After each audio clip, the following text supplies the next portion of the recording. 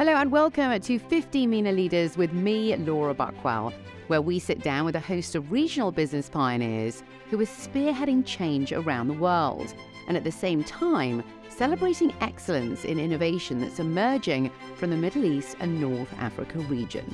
Well, today I'm sitting down with Abduljabbar Al-Abduljabbar, the Executive President of Naseej, a regional leader in digital transformation solutions, as well as Rani Taha, the company's regional manager.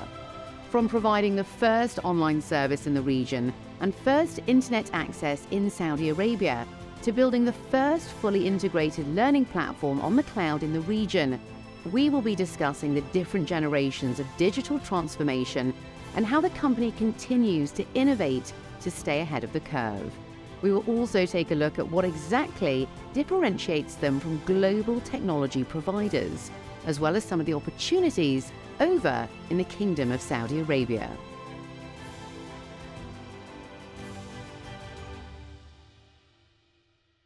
Mr. Abduljabbar, thank you so much for joining us here today on 50 MENA Leaders. Thank you.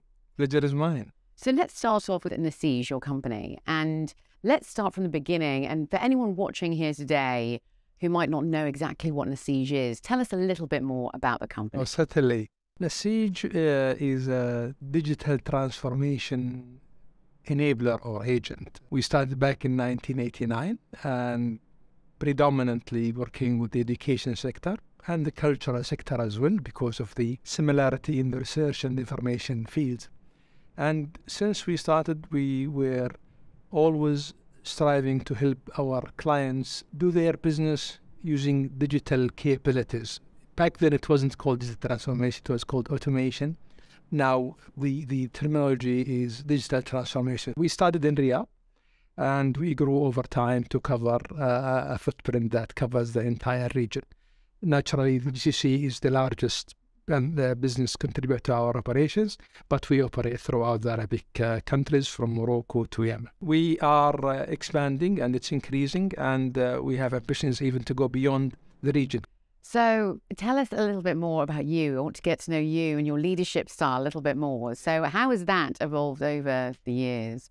I started with my colleague Abdullah as engineers with no business experience and no leadership experience prior to that.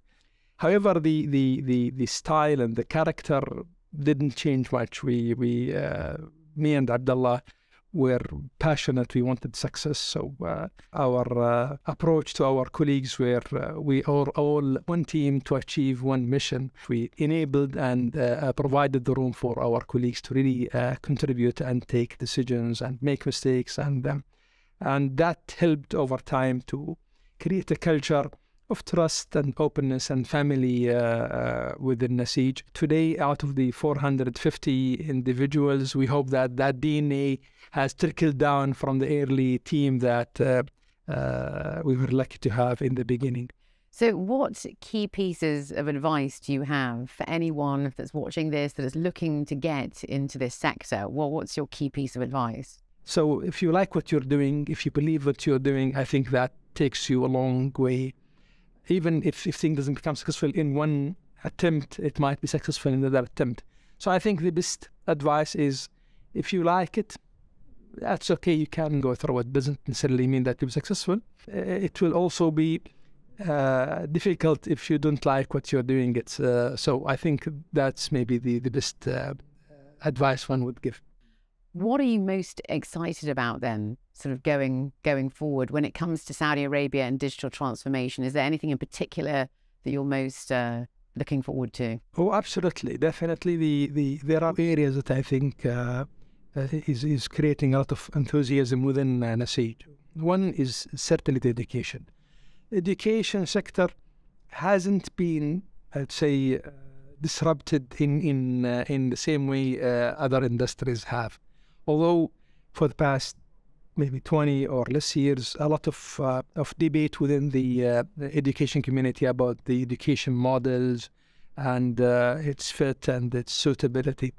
And therefore, the education is certainly going through a transformation.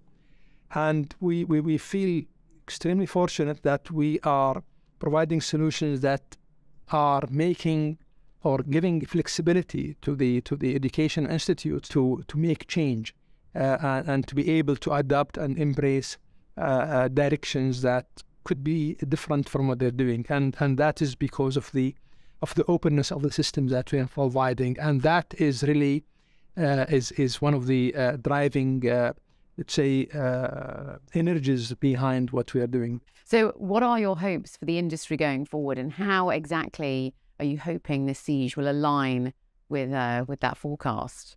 Well, definitely, we have a good niche where we're playing in, and we're trying to expand that. The industry is poised for growth. IDC report, they were forecasting the IT industry in Saudi Arabia in 23 to be 34 plus billion US dollars, and growing at 8.6 going forward.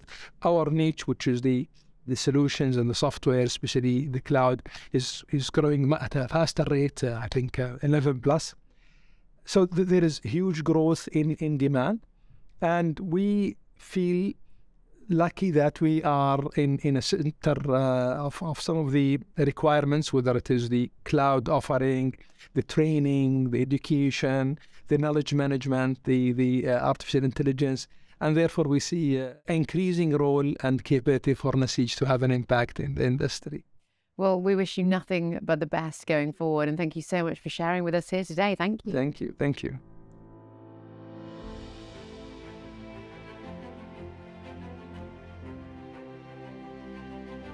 So, Mr. Rani Taha, thank you so much for joining us here today. Thank you very much. Pleasure is mine.